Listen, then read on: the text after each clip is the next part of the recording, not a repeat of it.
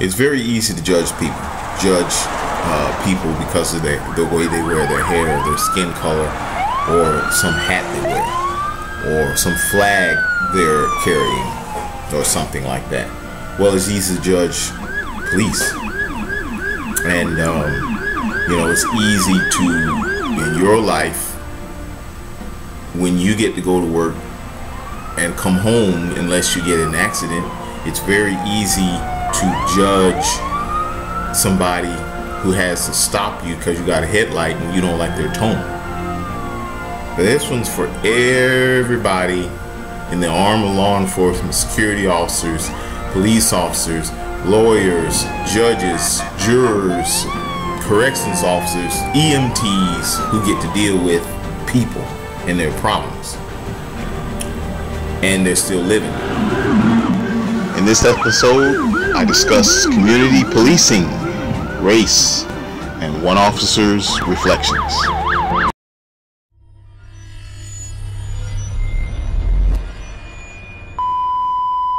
Video from a prank stunt put on by two self-proclaimed Lakeland comedians is going viral for all the wrong reasons. Two young Lakeland men decided it'd be a good idea to set up a table to eat pancakes in the middle of the roadway. It didn't take long for angry calls to flood into the city's 911 call center, and now one of the men is facing criminal charges. Jeff Patterson joins us now live in Lakeland. And Jeff, you actually confronted these guys. Yeah, good evening, Jen. You know this intersection well. I have to be honest. I let these two young men know they might look at this a joke, but what they did out here the other morning was dangerous not only to them, but they put other innocent lives in danger. And as you're watching this, please keep in mind one of the lines from my favorite TV shows, kids, don't try this at home. It's a busy intersection in Lakeland, Memorial Boulevard and Brunel Parkway. 21-year-old Kerrion Thomas and his friend Travis Riley decided it would be funny to set up a table and eat pancakes in traffic. I heard the hard cars going. I thought it was ridiculous, but what could I do?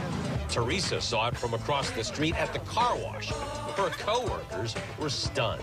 I think he's an idiot go out in the middle of the road and tell me eat breakfast. I don't understand that. He must be ready to go see his maker. Calls instantly started coming into 911. There's a gentleman sitting in the middle of the road with a folding table, eating. Even the 911 operator seemed stunned. That was a little unusual. We do have unusual. He's one of the guys who's got a mouth full of gold teeth cussing everybody. Oh, wow. It ain't unusual. They're fools. We found Riley and Thomas at the same intersection. I'm a comedian, so I just make a lot of funny videos. But I told them it doesn't seem funny at all. If you think it was dangerous, then that's your opinion. Everybody has their own opinion. Right.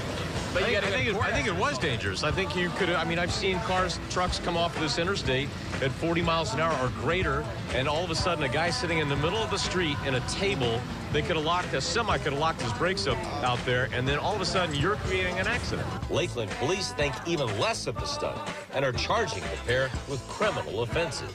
I think they're stupid. It may have been a prank, and it wasn't a good idea because you're putting other people in. Now, this is just the totality of what police have to deal with. You got to give it to him. This man's funny. Stupid, but it's funny. Sometimes it's not so funny.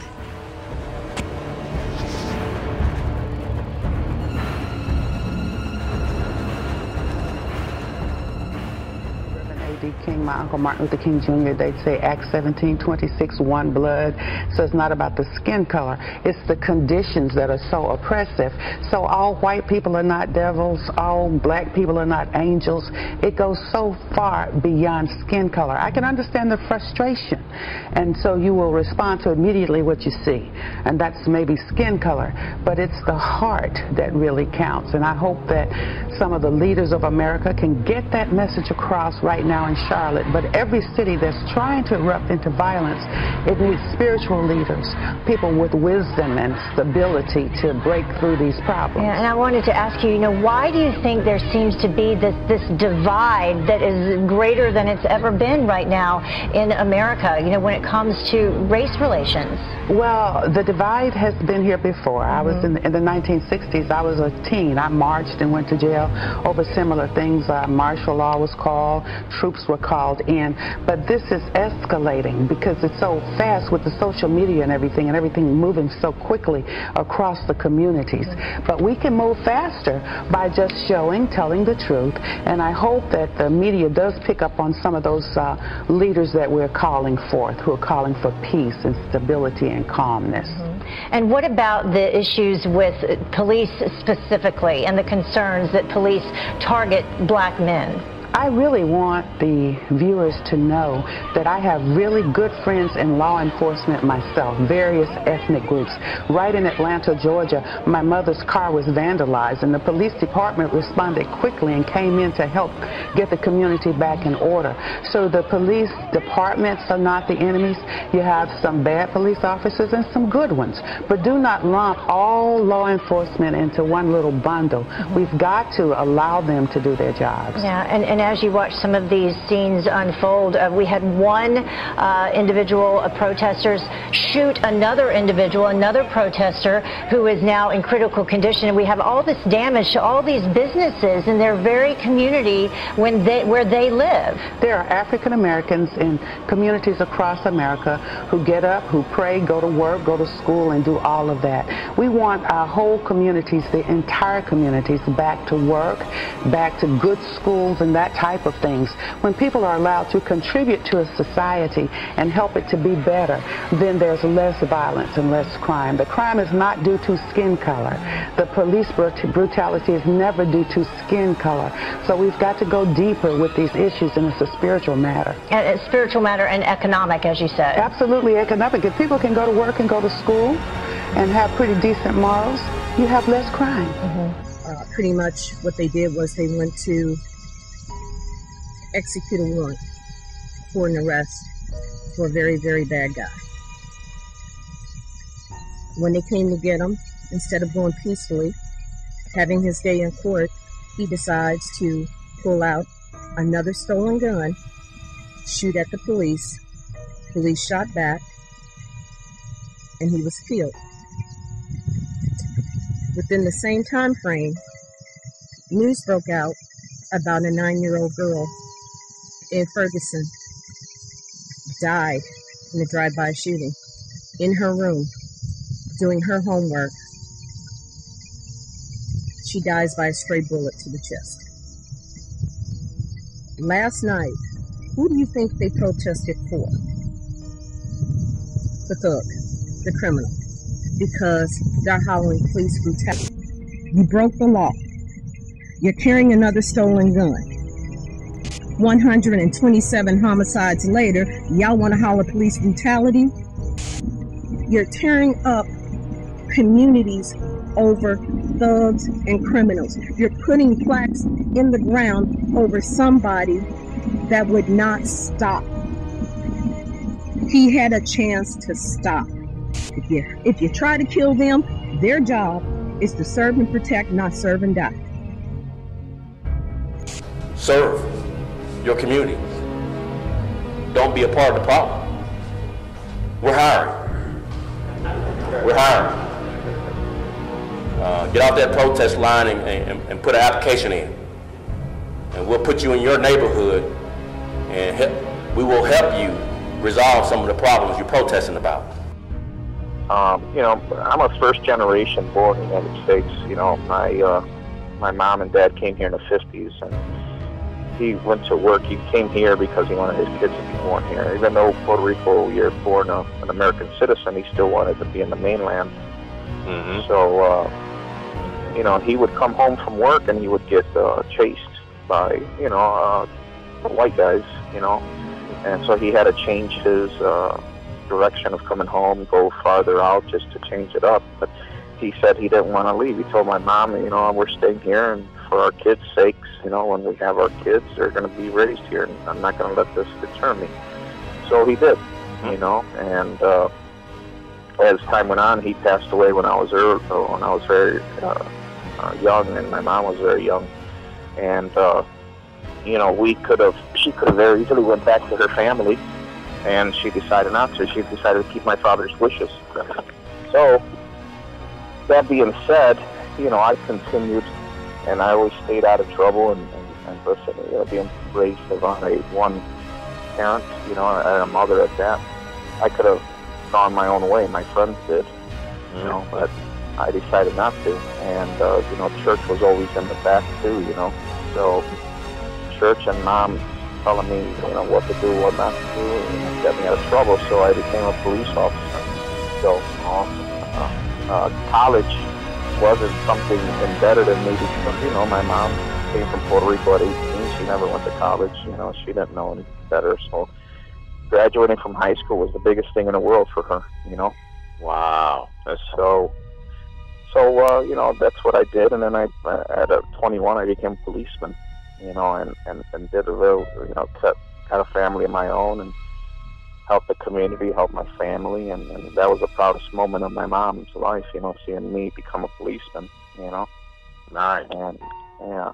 And so I'm getting to that to tell you that, you know, when I was a policeman, being Hispanic, I was kind of in the middle. So when white guys complain about a black guy, I heard about it, and vice versa when a black guy's complain about a white guy, because we were kind of in the middle, you know? Yeah. It was a funny thing. But I never saw or heard a black or white policeman say, you know what, I'm going to go out and kill this guy just because he's black or just because he's white, or, you know. Mm-hmm. They might have had their own differences and their own thoughts sometimes, because we all do as human beings, you know. Yeah. But a policeman always wanted to help. All the policemen that I knew, that I worked with for 22 years almost, all just were out there to help, you know. Mm-hmm. So, you know, like I said, we all have our own biases, you know, and we all say things sometimes in anger too, you know, but for the most part, I never seen a policeman just say, I want to go out and kill somebody just because of his color, you know. Yep. So, and I can honestly say that, you know, I worked with every nationality out there, but almost, you know, and so, you know, being growing up, and then I said, you know what, I'm going to do the best for my kids, and you know, thank God now my son's a doctor, and he's only a second generation born in the United States, so I'm kind of intertwining these issues because they all correspond to the same thing. When I was in high school, am I going too fast for your writing? No, you're good. Okay. When I was in high school, there was no such thing as African American. You know, there was no such thing as Latino, like they say now, or whatever. You know, so everybody, you know, my friends, they say, hey, I'm black. You know, I'm not from Africa. So then this whole thing, and if you would say, yeah, you're African, they would get pissed off. You know, it's funny. You know. So this whole thing just came around as a phenomenon, you know, and it's hard because I guess people look at me funny when I say, hey. With law enforcement, is there anything that you think they're not doing that they should be doing? Well, you know, it's very complicated right now, but when I first got on the job, we had no community policing, and years later on, we came up to community policing, and we had police officers actually walking. So out of 1 hour out of your day, you had to get out of your car and walk through a neighborhood, period. It was part of our incentive. So, you know, you get out and you start talking to people one-on-one, and, you know, people start to trust you and might call you, you know. I think we need to go back to a more deep and community policing, and maybe the federal government can hire us to give us more money for this, because that's where it comes from grants, you know. But, you know, I always on my own did it. I would always, in between assignments, I'd stop at stores and do whatever. And funny enough, you know, I would get phone calls and say, hey, you know, I know you guys are looking for this guy, and, you know, this is who he is, this is what I hear who he is, and blah, blah, blah. You know, only because of the trust that I created between me and some people that I met walking around, you know, instead of just being in a police car with my air conditioner on all day long, not hearing what's going on, you know? Yeah. So, and in the same token, when I went into narcotics, you know, I had a very good career, and I had a lot of informants, only because I treated the people I arrested like I wanted my family member to be treated, you know? Yeah. Guys get into trouble, and sometimes we don't know the reason by, you know, I understand it, doesn't mean I condone it, you know? Yeah.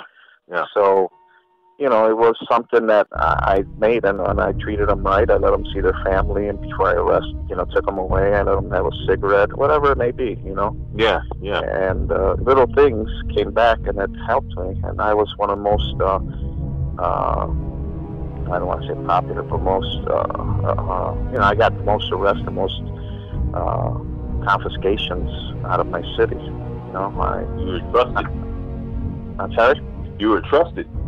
Yeah, I was trusted, and it showed because, you know, I don't know if you read it or not, but I got an award from President Bush's office that's got the seal on it and everything for most arrests and most for the whole country, you know.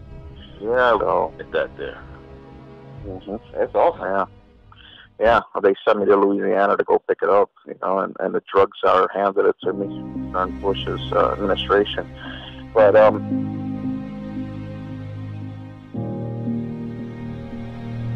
in closing, I like to ask this question. You know, who are you that you get to jump and head of the line in front of everybody else while everybody else gotta wait?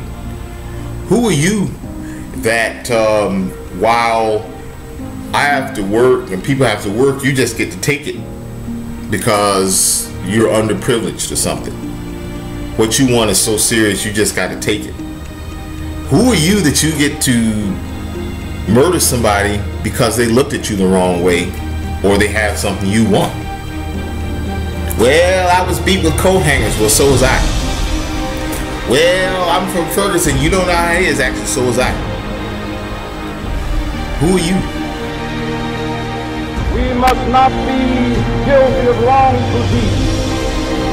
Let us not seek to satisfy our thirst by drinking from the cup of bitterness and hatred.